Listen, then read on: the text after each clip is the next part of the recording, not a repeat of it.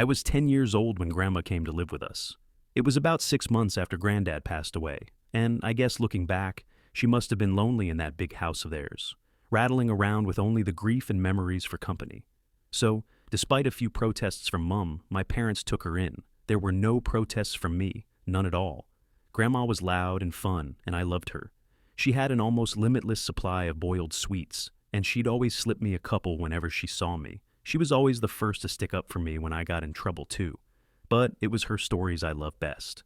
Grandma had all kinds of stories. Stories about growing up during World War II, and stories about the things she'd get up to with her friends on the South Coast after her family had been evacuated. Sad stories, funny stories, adventure stories. But it was her scary stories that were my favorite. Grandma had lots of scary stories. She told me she dabbled in the occult when she was a teenager, trying out Ouija boards with her friends, tarot cards, fortune-telling, all that stuff. Most of the stories I'd laugh off, or forget about not long after she was done telling them. But there were a couple that really did spook me a bit. I was only 10 at the time, you have to understand. And Grandma certainly knew how to bring the stories to life. She'd shut off the lights in my room so only the glow of the night sky shone through the curtains, and she'd shuffle in real close. Close enough so I could see the wrinkles on her face and smell the boiled sweets on her breath. Close enough so her deep blue eyes could stare straight into mine.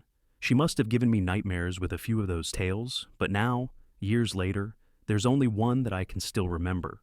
Only one that stuck with me. The story about the shower and Mr. Longfingers. Grandma told me about Mr. Longfingers one night after I asked about her baths.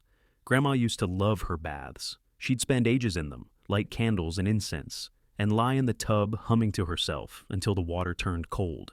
It drove my mum crazy. But when I asked her why she loved them so much, she said it was the only place she could relax. It was the only place that was safe for her to relax. You know, people like me, who are, well, more sensitive to certain things, we have to have baths, she told me seriously one night, shuffling closer on the bed. I couldn't possibly spend that long in the shower. It'd be far too risky. Grandma stared at me with those blue eyes of hers, unsmiling, and I knew it was time for one of her stories. One of the scary ones. I shivered with pleasure and pulled the covers up to my chin. Why is it risky, Grandma? She half turned to look out the window, watching me from the corner of her eye, pausing for effect. I waited, feeling my heart rate pick up ever so slightly in my chest. Well, she said after a moment, it's only risky if you close your eyes, of course. If you close your eyes for longer than 10 seconds. What do you mean? Why? Well, do you ever play that game in the playground with your friends? The one where someone